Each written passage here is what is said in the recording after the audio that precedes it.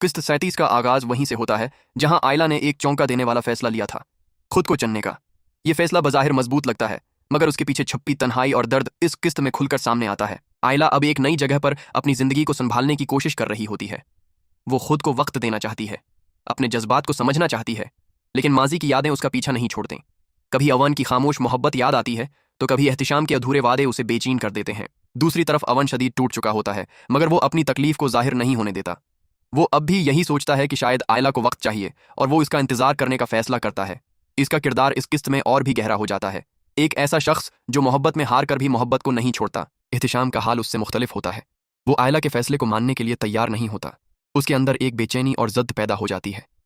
वो बार बार आयला से राबिता करने की कोशिश करता है, मगर आयला अब उससे फासला बरकरार रखती है। उसकी ये बेकरारी कहानी में एक नया तनाव पैदा करती है। घर का माहौल भी काफी बदल चुका होता है। सब लोग आयला के फैसले पर अपनी अपनी राय दे रहे होते हैं। कुछ उसे बहादुर कहते हैं, तो कुछ उसे खुदगर्ज समझते हैं। यही बातें रिश्तों में मजीद फासले पैदा करती हैं। किस्त का एक अहम मोड़ तब आता है जब आयला को एहसास होता है कि खुद को चुनना आसान नहीं होता। वो तन्हाई में बैठकर अपने फैसले पर गौर करती है और महसूस करती है कि आज़ादी के साथ साथ जिम्मेदारी भी आती है। अब उसे अपनी जिंदगी खुद संभालनी है, बगैर किसी सहारा के। एक जज्बाती सीन में आयला अपनी माँ से बात करती है, या किसी करीबी शख्सियत से, जहां वो पहली बार अपने दिल की सारी बातें खोलकर बयान करती है। वो कहती है कि वो थक चुकी थी दूसरों के लिए जीते जीते, इसीलिए इसने ये कदम उठाया। क्लाइमेक्स में एक अनएक्सपेक्टेड ट्विस्ट आता है।